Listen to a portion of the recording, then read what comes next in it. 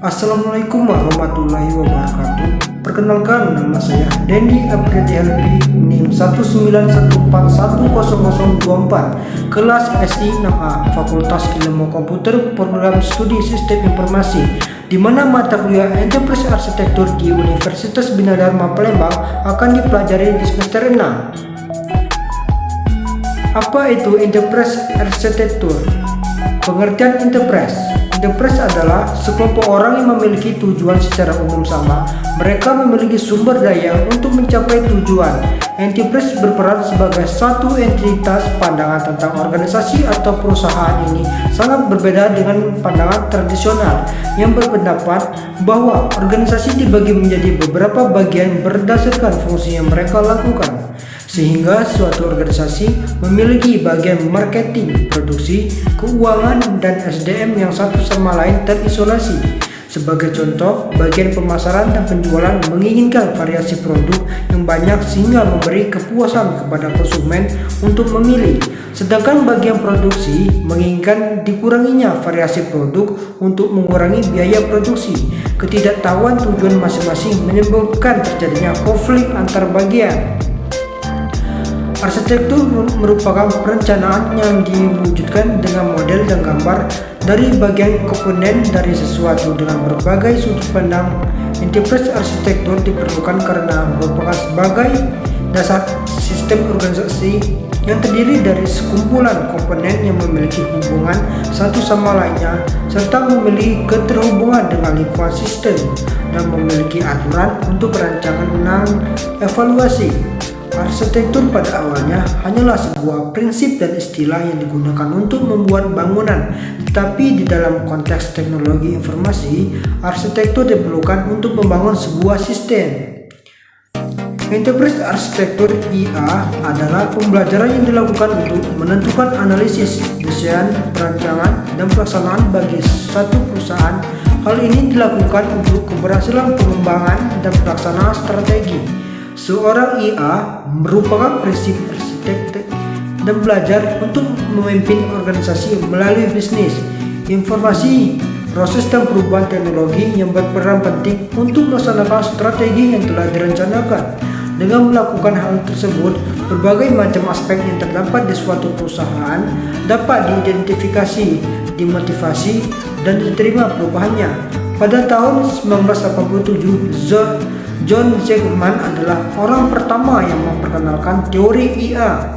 Tujuan dari teori ini adalah untuk menggunakan prinsip arsitektur yang digunakan pada teknik sipil tetapi diterapkan kepada sebuah perusahaan untuk mengurangi rumitnya pengembangan sistem informasi.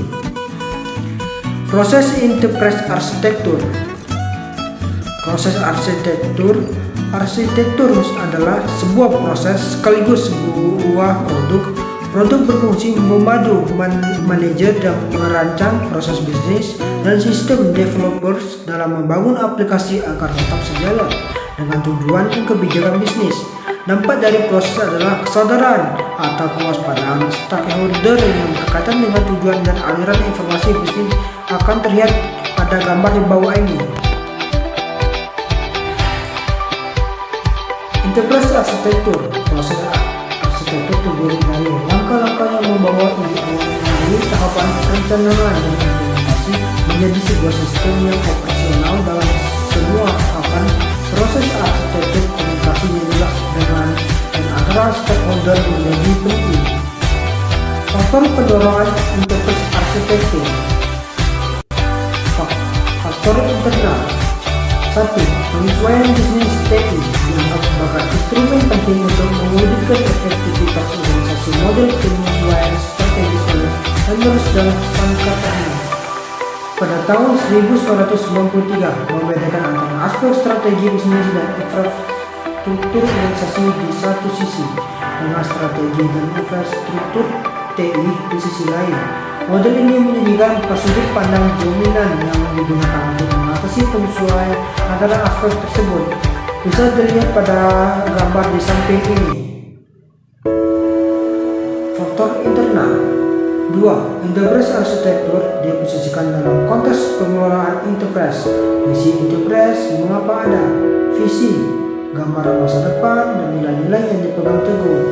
Ada strategi dan yang ditempuh enterprise untuk mencapai misi dan visi, ditranslasikan menjadi tujuan konkret yang memberi arah dan menjadi pendanaan dalam mengeksekusi strategi.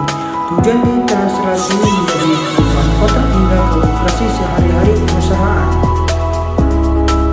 Tugas enterprise arsitektur menyediakan sudut pandang holistik dan operasi saat ini dan saat nanti, serta aksi yang harus dilakukan untuk mencapai tujuan perusahaan.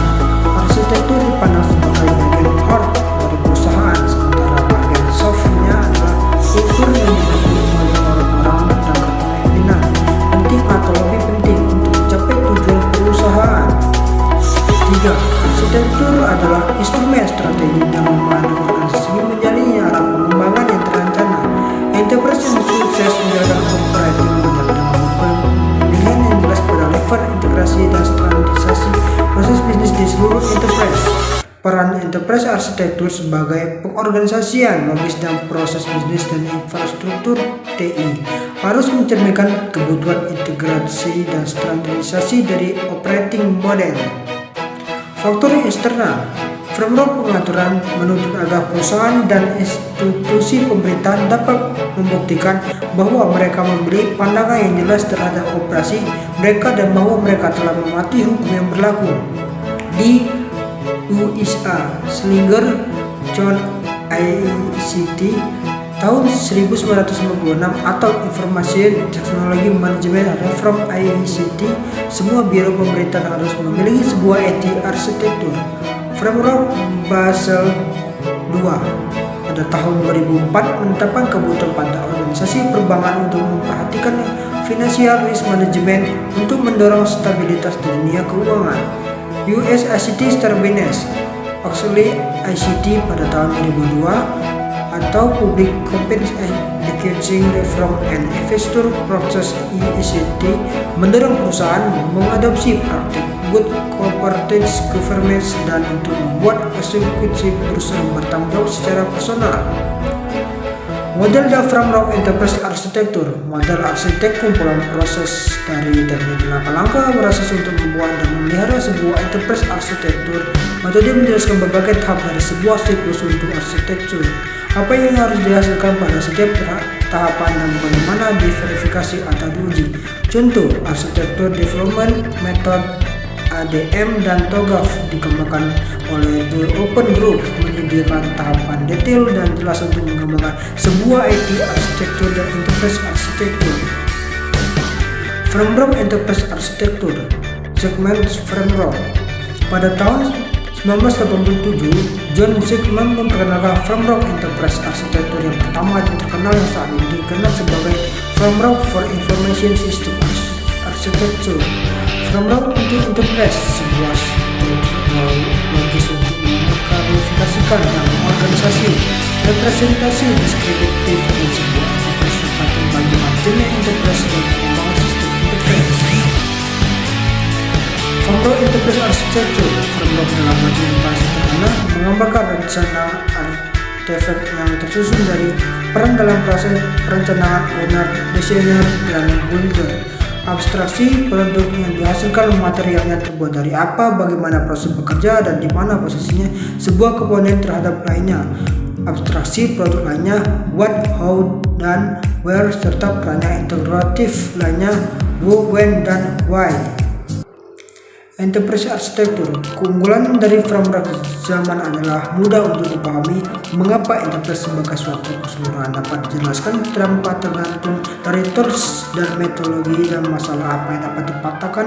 Untuk memahami di mana posisinya, kurangnya yang paling penting adalah banyaknya jumlah sel yang menjadi halangan bagi kepraktisan penerapan framework ini. Hubungan antara sel yang berbeda tidak terlalu jelas spesifikasinya. Baik, itulah materi dari enterprise arsitektur. Saya akhiri dengan ucapan wabillahi taufiq wal hidayah. Wassalamualaikum warahmatullahi wabarakatuh.